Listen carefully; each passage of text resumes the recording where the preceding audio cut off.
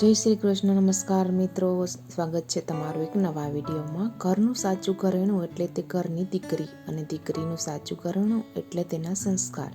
દીકરી શબ્દના સ્મરણ સાથે જ જાણે ઘરનું ખિલખિલાટ ભર્યું, આનંદમય અને ખુશીઓથી છલોછલ ભરેલો એક સુખી પરિવાર નજરે ચડી જાય. દીકરી એટલે બાપનો શ્વાસ, દીકરી એટલે માનો પડછાયો, અને દીકરી એટલે દેવી લક્ષ્મી. પિતા શ્રીમંત હોય કે પછી ગરીબ, પણ એની દીકરી માટે રાજા જ હોય છે. એની દીકરીને પહેલેથી જ રાજકુમારીની જેમ આભૂષણોથી સુસજ્જ રાખે છે. દીકરી પરણી હોય ને એને પગમાં ઝાંઝર પહેરાવે, થોડી મોટી થાય ત્યાં કાનમાં બુટ્ટી, નાકમાં નથડી, ડોકમાં હાર, એમ જાણે સાક્ષાત દેવી લક્ષ્મી. પરંતુ આ એના બાહ્ય દેખાવને સાથે એનું સાચું ઘરેણું એના સંસ્કાર કે જે એના વ્યવહારથી સ્પષ્ટ થાય છે. એની વાણીમાં એની ઝલક પડે છે. ક્યારેક આ જ સંસ્કારની ઓડમાં એને એના સ્વપ્ન પણ છુપાવી દેવા પડે છે. જેવી દીકરી યુવાવસ્થા સુધી પહોંચે કે એની બોલવાની ઢબ, એના વ્યવહાર, એના મોજ શોખ, એનો ગમ અણગમો બધું જ જાણે સંસ્કારના ત્રાજવે તોલાય છે. ક્યારેક આ ત્રાજવું એટલું ભારે બની જાય છે કે એની ત્યાં સુધીની બધી જ મહેનત, બધા જ સ્વપ્ન પણ એનું પલડું ભારી નથી કરી શકતા, અને એ એના રૂઢિ રિવાજ કે માન્યતાઓને સંસ્કાર રૂપી ઘરેણું માની પહેરી લે છે. ક્યારેક મનમાં મૂંઝાય છે તો ક્યારેક લડવા કે ઘરેણાને છોડવા માટે પણ તૈયાર થઈ જાય છે. પરંતુ છેવટે એને એ જ ઘરેણાં પહેરીને મરણોત્તર જીવવું પડે છે. આટલી વાત કરતાં અહીં મને મારી ખૂબ નજીકની સહેલી માનસીની વાત યાદ આવી ગઈ. વધુમાં જણાવું તો માનસી સ્વભાવે શીતળ, દેખાવે સુંદર, નમણી આંખો, ભરાવદાર ચહેરો, કાળા ઘૂંઘરાળા વાળ, 5 ફૂટ 1 ઇંચની ઊંચાઈ, અને એના સ્વભાવ પ્રમાણે એનો પ્રિય કલર સફેદ. એમાં તો ખરેખર પરી જાણો. એટલું જ નહીં, અભ્યાસમાં પણ રુચિ હોવાથી ક્લાસમાં પણ ફર્સ્ટ રહેતી. એની બીજી પ્રવૃત્તિમાં પણ એટલો જ ઉત્સાહ. માનસીનું પ્રતિભાશાળી વ્યક્તિત્વ પહેલી જ મુલાકાતમાં સામેવાળાને જાણે નિસ્તેજ બનાવી દેતી. પરંતુ માનસી પર જવાબદારી પણ હતી એના સંસ્કાર ઘરેણાની. વાસ્તવમાં તો સંસ્કાર વ્યક્તિત્વને નિખારે છે, એમાં કોઈ શંકાને સ્થાન નથી. બીજા શબ્દોમાં કહું તો મહેકનું પ્રતિભાશાળી વ્યક્તિત્વ કદાચ એના સંસ્કારને લીધે જ હતું. માનસી એક સામાન્ય પરિવારની દીકરી, પણ એનો પરિવાર સંસ્કારને માનથી ભરેલો. માનસીને પણ પહેલેથી સારા સંસ્કારનું જ્ઞાન મળેલું. મોટાને માનથી, નાનાને પ્રેમથી બોલાવો, બીજાની મદદ કરવી, હંમેશા ઘરના સભ્યોની વાત સાંભળવી અને એને અનુસરવું. માનસી ઘરમાં પણ સૌથી લાડકવાઈ અને ખૂબ લાડકોડથી ઉછરેલી દીકરી. એના પપ્પા એક સામાન્ય નોકરી કરતા હોવાથી ઘરની આર્થિક પરિસ્થિતિ પણ સામાન્ય હતી. એ છતાં નાનપણથી એના બધા સ્વપ્નો પૂરા થયેલા. એ હંમેશા ઈશ્વરનો આભાર માનતી કે એને જગતના શ્રેષ્ઠ માતા પિતા મળ્યા છે. એના માતા પિતા એના માટે માં કરતાં પણ મિત્ર પહેલા. જોતજોતામાં માનસી સ્કૂલનો અભ્યાસ પૂરો કર્યો અને ધોરણ 12 સાયન્સ પાસ કર્યું. એ પછી આગળના અભ્યાસ માટે એને ઘર છોડી હોસ્ટેલમાં જવાનું થયું. અત્યાર સુધી માત્ર ઘરની થઈને રહેલી દીકરી હવે શહેરમાં જવા માટે તૈયાર થઈ ગઈ હતી. માનસીને એના શાંત સ્વભાવને લઈને સ્કૂલમાં બીજી 2 જ મિત્રો હતી. હવે એને દુનિયામાં જવાની શરૂઆત કરી હતી. એમ કહું તો પણ કંઈ ખોટું નથી, કેમ કે અત્યાર સુધી એની દુનિયા માત્ર એનો અભ્યાસ અને એનો પરિવાર જ હતો. જો કે પરિવાર તરફથી પૂરતો સ્નેહ અને સાથ મળતો હોવાથી એને ક્યારેય મિત્રોની ખોટ વર્તાતી નહોતી. માનસીને 12 સાયન્સમાં સારા માર્ક્સ મળ્યા હોવાથી એને મેડિકલ કોલેજમાં એડમિશન મળી ગયું હતું.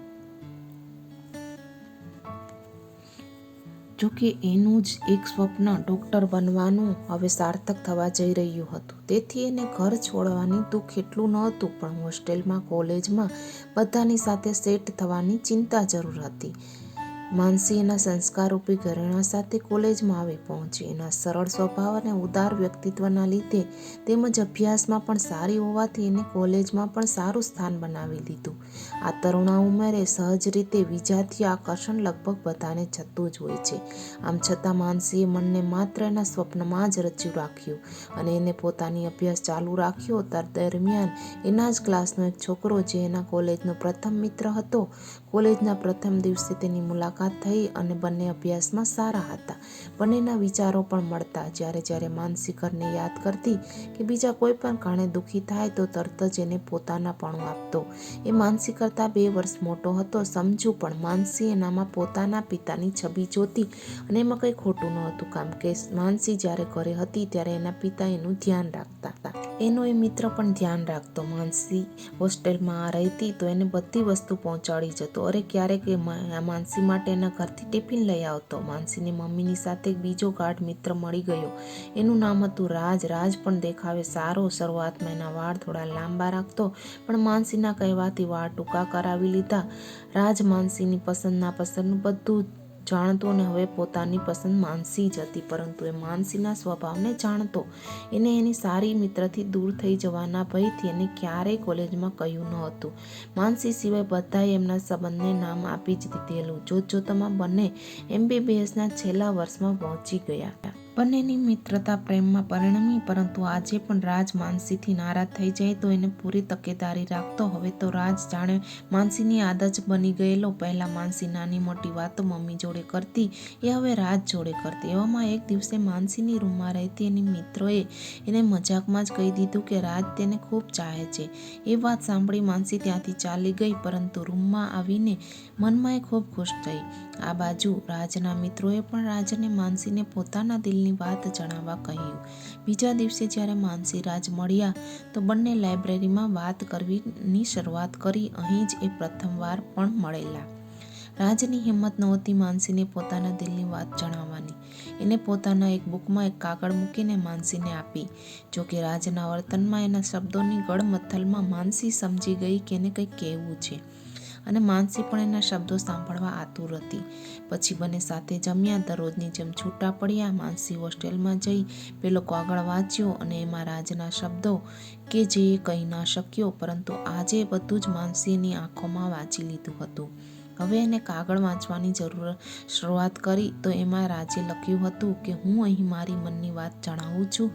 મારે માટે તું એક મિત્ર છે, તો મારે તને મારા મનની વાત તો કહેવી જ રહી. હું આપણી કોલેજની એક છોકરીને પ્રેમ કરું છું અને તું એને બરાબર ઓળખે છે. હું આખો દિવસ એની સાથે જ રહું છું. કોલેજના પ્રથમ દિવસથી હું એને ઓળખું છું. એ સ્વભાવે શીતળ છે, પરંતુ એટલી જ સંવેદનશીલ પણ.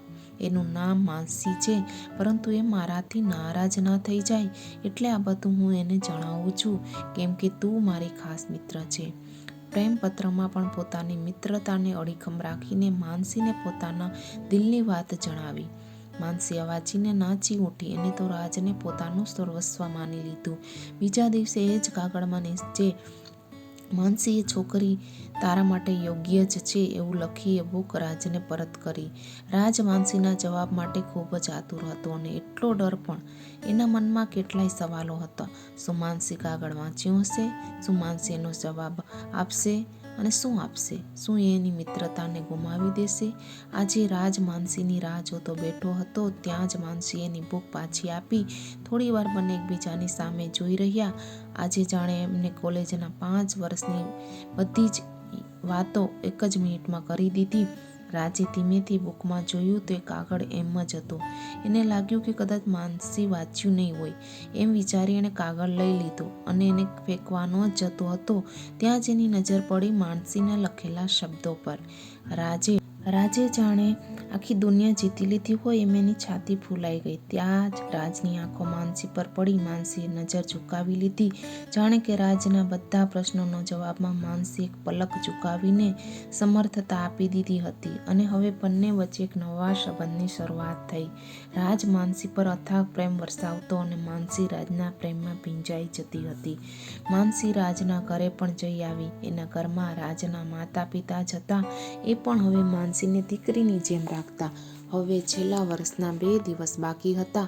માનસી એની હોસ્ટેલમાં બેઠા બેઠા રાજના વિચારોમાં હતી. ત્યાં જ એનો ફોન રણક્યો. એણે જોયું તો એની મમ્મીનો હતો. એને ફોન પર વાત કરવાની શરૂ કરી. એના મમ્મીએ એના અવાજમાં રહેલ ખુશીને પારખી ગયા અને માનસીને પૂછ્યું તો માનસીએ મમ્મીને રાજ વિશે જણાવ્યું. જોકે એની મિત્રતા વિશે તો જાણતા જ હતા, પરંતુ માનસીએ આજે કહ્યું કે એને રાજ પસંદ છે. એની મમ્મી એની ખુશી જોઈને કંઈ ના કહી શક્યા ત્યારે, પરંતુ એમને જાણે એ વાત જ સાંભળી ના હોય એમ માનસીને બીજી વાતો કરવા લાગ્યા. માનસીને થોડું અજુગતું લાગ્યું, પણ એને કંઈ ધ્યાન ન આપ્યું. માનસી અને રાજ એક જ હોસ્પિટલમાં જોડે નોકરી કરવાનું નક્કી કરી લીધું અને પછી માનસી ઘરે આવી. ઘરે આવતા જે ઘરની રીતોથી અવગત હતી તેમજ તે વર્તતી હતી. માનસી હવે પહેલાં જેટલી શાંત નહોતી. એને જાણે રાજની સંગતે રંગી દીધી હતી. એના પપ્પાએ અમસ્તા જ માનસીના વખાણ કરતા પૂછી લીધેલું તો માનસી રાજની વાત કહેવી શરૂ કરી દીધી, પરંતુ ત્યાં જ એના મમ્મીએ એને રોકી દીધી અને બીજા કામમાં મોકલી દીધી. હવે માનસી એના પપ્પા સાથે જ રાજની વાત કહેવી એમ નક્કી કર્યું અને એ જ સાંજે એના પપ્પા માનસી માટે પોતાના ઘરની નજીકની હોસ્પિટલમાં નોકરી માટેની ઓફર લઈ આવ્યા અને એની